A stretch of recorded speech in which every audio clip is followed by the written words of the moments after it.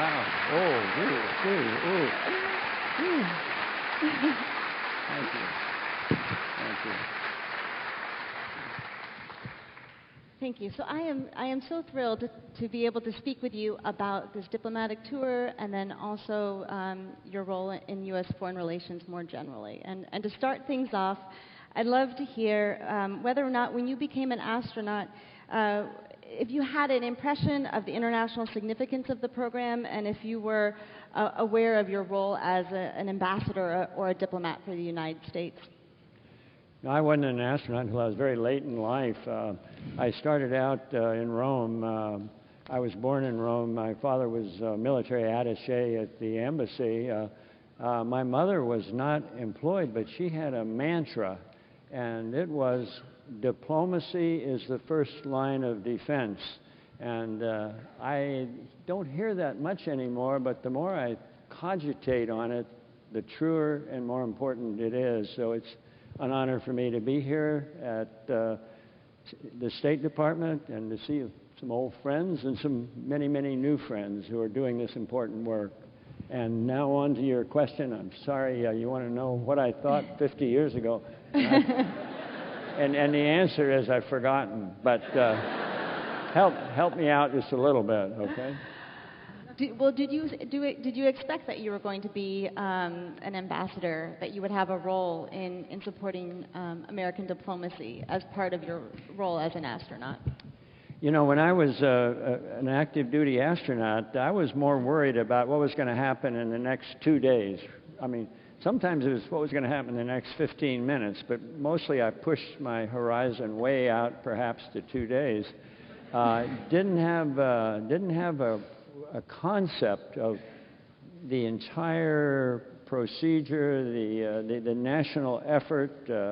I was very busy with my day-to-day tasks trying to get a spacecraft down the production line and pass all its hurdles, have it come through flawlessly and learn how to operate it and those details. So I really wasn't too cognizant of the world going on around me. Now, later on, as you pointed out, after the flight, Neil, Buzz, and I were privileged to make this around-the-world trip. 29 cities, I think. I got that number a little off, but I think there were 1 or 2 of them that I wanted to forget. No, I didn't say that, but it was an amazing trip. Mm-hmm. Wherever we went, I thought people would say, well, you Americans finally did it good. And instead of that, everywhere, people said, we did it. We humans, humanity, finally left this little dinky planet and set foot elsewhere. And I had the feeling that was genuine. It wasn't a contrived response on their part. You could see sort of an upwelling, and the more they thought about it, the more they got into it. Neil Armstrong was our spokesperson, and he was amazingly good at that job. Neil was a taciturn man. He did not want to be in the spotlight. But if you put him in the spotlight, when it got on him, he knew where he was and what he was doing, and he knew exactly what to say. He had done his homework. Well, to back up just as Ted, he was not just an astronaut. He had a breadth of knowledge and a whole panoply of interests, way off from one corner to the other. He was an amateur historian, primarily the history of science, but not entirely. When he got to a particular capital, he had done his homework about that place. He knew some of the local problems, had a feeling for the local kind of ambiance, and he would make a very short, impassioned, but a very short, effective speech. When he was through his 5 or 10 minutes, those people felt like they were ready just to crawl right on board with us and go on into space. He was remarkable that way. So that was when I first became aware in a small way of some of the ramifications of this thing that we called Apollo 11. Once you told me a story about a toast that Neil Armstrong gave mentioning Tesla I'm sorry. in Belgrade. You once told me a story, Belgrade. yes, about Yugoslavia. Yes, Yeah, and yeah. I was wondering if you could share that with the audience. Of course, the man, the Generalissimo, I think he was called, Marshal Tito, ran Yugoslavia with, if not an iron hand, but close to it. And he hosted a formal dinner for us one night, and his wife was, in her own way, well known, Madame Bros. And as the small talk got smaller and smaller, things kind of slowed down, and I could see Madame Bros totally frozen. She had picked out a speck maybe on the Pitcairn Islands, and she was looking at it with all the intensity of, well, I'm not quite sure of what, but of one of those monoliths that look out to sea that they keep on the South Sea Islands. She was doing a good duplicate of that duplication, and so things were not well at this formal dinner. And about that time, I saw Neil get up out of his chair, and he went over and bent over and started chatting with her, just about the distance from here to there. And all of a sudden, she brightened up, big smile, and Marshal Tito noticed, and that changed the entire complexion. From then on, we were all big buddies. Next day, I cornered Neil, and I said, "Geez, Neil, that was kind of odd. What the heck were you doing talking to her about? I heard you were talking about electricity and the invention of the bulb." And he came right back and said, yes, well, her ancestor was one of the first Nikolai light bulb. What's the Tesla. Tesla. Mm-hmm. Yes. Oh, the reason I've erased Tesla from my memory is Tesla's too much today. So, so anyway, Neil says, "Oh, Nikola Tesla. Well, yes, she's related to him." But that was nothing that had been in our briefing. It was something that Neil had produced on his own. Very well received, and that was the way it was all the way around the world. Are there any other meetings with foreign leaders that stand out in your memory? I know you attended the Shah of Iran's birthday party, and you met with the Pope and the Queen of England too. The Queen of England, yes. Oh my gosh, yeah. The Queen of England and her husband, Prince Philip, I believe. And that was very well. There were a couple of reasons. First was we got a briefing. And we were told, you must never turn your back on the Queen or the Prince. Now, don't worry about it. They're very practiced in this sort of an arena, and they won't make any awkward moments. Well, we had to ascend the staircase, and 3 steps into it, there went the Queen, and there went the Prince, and you couldn't not turn your back on somebody. I got over in the Prince's side, and God, I really liked him. I really admired him. I mean, with all the pomp and circumstance of England, Great Britain, London, the whole bit and caboodle of it, there he stood with great dignity and a frayed collar. Now, that's my kind of person. I loved him. Sorry. No, it was perfect. So I read that in your conversation with Queen Elizabeth, you mentioned to her that you wish you could bring leaders around the world into space and to see the Earth from that perspective, to see that there aren't political boundaries, and also get the sense that the Earth should be protected. And I was wondering if you have a sense of why is it so difficult for people to get that optic, to see the Earth from space without actually going there, or what needs to be communicated about that experience of seeing Earth from that perspective? Well, I think the thing that's impressive about flying from here to the moon, is the close-up look you get of the moon and the far-away view you get from of the Earth, from the Earth. The moon thing. On our way to the moon, we had heat problems because of the constant sunlight upon us. So we had to rotate our spacecraft to keep the heat evenly distributed so this didn't boil and this froze. As a consequence, we didn't get to see the moon until we were just practically at the end of our trip to it. And when we rolled out and looked at it, oh, it was an awesome sphere. It really was. Bulbous. It looked like it was almost trying to climb into the cockpit with us. The sun was behind it, so it was illuminated by a rim of gold, which made the strangest appearances of the craters and the crater pits, the contrast between the lighter than light and the darker than dark. And so as magnificent as that was, and as impressive, and as much as I will remember that was nothing compared to this other window. And out there's this little pea, about the size of your thumbnail at arm's length, blue, white, very shiny. You get the blue of the ocean, the white of the water. There's a streak of rust that we call continents. It was such a beautiful, gorgeous, tiny thing nestled into this black velvet of the rest of the universe. And of the two, that was, to me, the whole show and what I will remember. And I think in terms of what other people may see, think, or remember,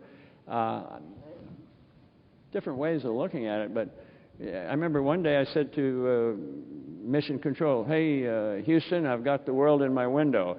I was trying to tell them which way I was pointed, but at the same time I was mesmerized. I had the world in this great big window, the world in my window. And I don't know why. I knew it was made of rock primarily, third rock out. But beyond that, it projected a feeling of fragility. Why? I don't know. I didn't know then, and I don't know now.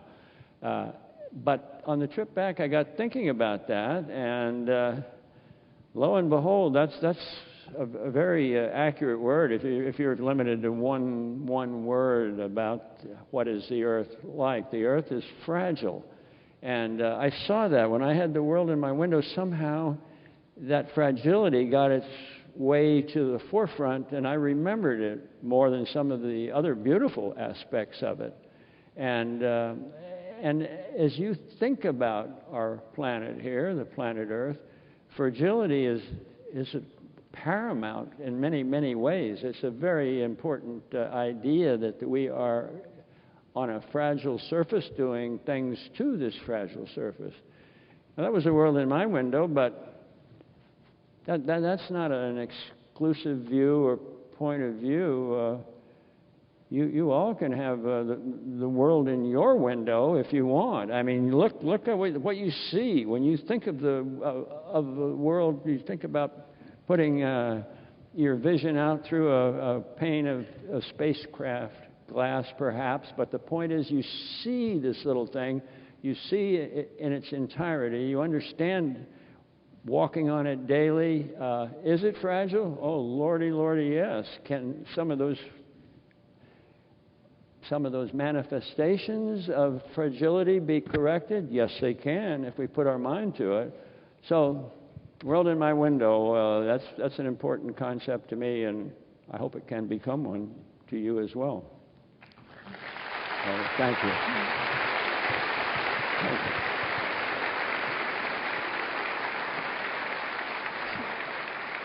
So you trained with Neil Armstrong and Buzz Aldrin for a number of years, and you traveled to the moon with them.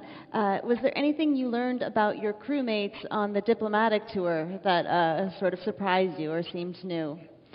Or did you already know them so well? Well, on our round-the-world trip, Buzz was good. He was okay. I was, yeah, all right. Neil was really, really good. As I say, Neil was very intelligent. He had the ability to see a situation, to understand not the American point of view, but the Guatemalan point of view, let's say, for example. And he'd done his homework, and he was our spokesperson, and he would make a short speech and just have the locals saying, as we found everywhere, we did it. We humans finally left this planet, not you Americans did it.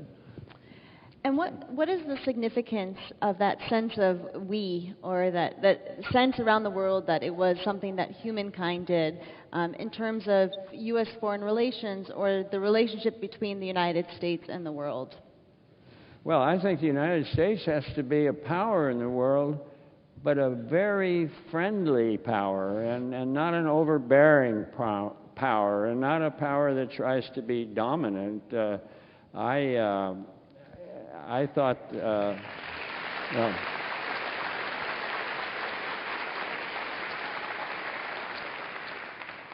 that's State Department talk, and it's true.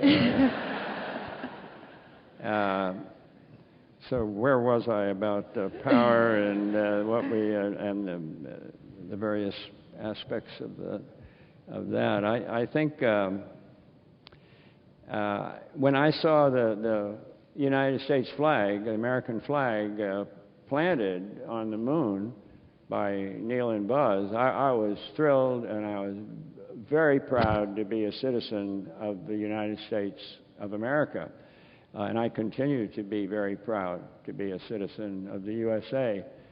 On the other hand, that trip around the world kind of opened my vista a little bit. Yes, I wouldn't swap the U.S. for any other place, but I think when we're in the business of foreign policy, the technology that goes into a foreign policy, the use of that technology, how it manifests itself, and how we treat other countries, I think it's important that we try not to be, I don't mind being the leader, but not the dominant leader, and I think we ought to go bend over backwards to have a unified, worldwide approach to the things that we are trying to do in space. It may slow us down a little bit in some cases, but I'm not sure speed is the paramount goal. I think getting the job done and getting it done by all inhabitants or all able inhabitants of the globe is more important. Thank you. And I have one more question, and then we'll invite the rest of the panel out. But I would like you to say a little bit about why you decided to become Assistant Secretary of State for Public Affairs after you were an astronaut, and a bit about that decision and what you did at the State Department. Well, when I left NASA, I wanted what I, in my mind, thought about with clean break. I didn't want to stay within the space program because I felt like it'd be kind of a anticlimax or a little bit of a demotion. So I wanted I wanted to just have that be part of my past. Again, maybe I go back to my my heritage, my mother, my father. My father was not a professional diplomat, but his tour in Rome as a defense attaché, I carried things like that with me, and I decided to do something totally different. And at that time, I was in and out of Washington, D.C., and one time Neil, Buzz, and I were fortunate enough to make speeches to the joint session of Congress, and Bill Rogers, William P. Rogers, as Secretary of State at the time, apparently liked the speech that I made, and he started talking to people here and there, including the President Nixon. And the next thing I know, I was offered this job as assistant secretary here, assistant secretary for public affairs, which was really strange. I mean, my knowledge of public affairs was just about zilch. But I liked the time that I spent here. I found that the Foreign Service officers are, I don't know how it is today, but they used to be much maligned. You know, they went to cocktail parties and stuff, and that was about it. I had a different take on it. I thought at that time the Foreign Service exam was the most difficult exam, entrance exam, that the government applied to any of the departments and any of the other services, whatever you had. Toughest one was the Foreign Service exam.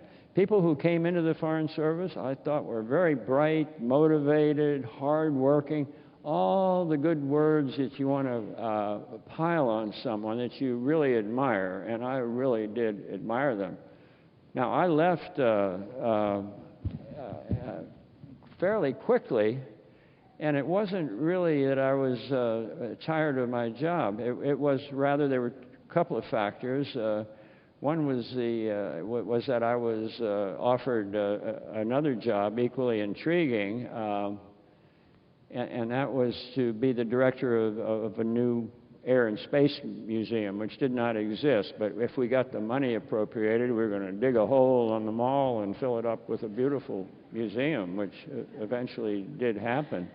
And the other thing was, I thought, I wasn't, I didn't feel I was really pulling my weight at the State Department. And the object diplomacy being the end result, I wasn't so good at things that I couldn't touch, How fast can diplomacy go? How high can it go? So I thought it was perhaps time for me to move on when I was offered this other job to be director of the National Air and Space Museum, a part of the Smithsonian.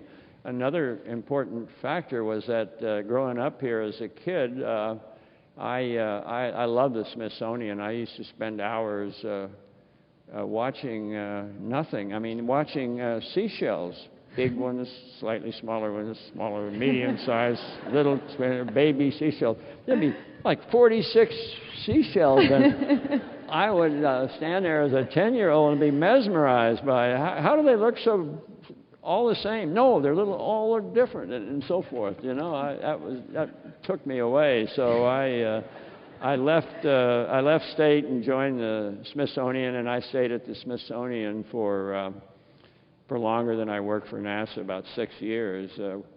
At the our mantra at NASA when I was there was a man on the moon by the end of the decade, and then I had a similar mantra at the State Department. It was Museum on the Mall by the bicentennial, and so that was our deadline. And lo and behold, we opened on July not 4th, but July 1st of our 200th year. So I enjoyed that time as well. Wonderful. Thank you. Oh, thank you. Oh, thank you.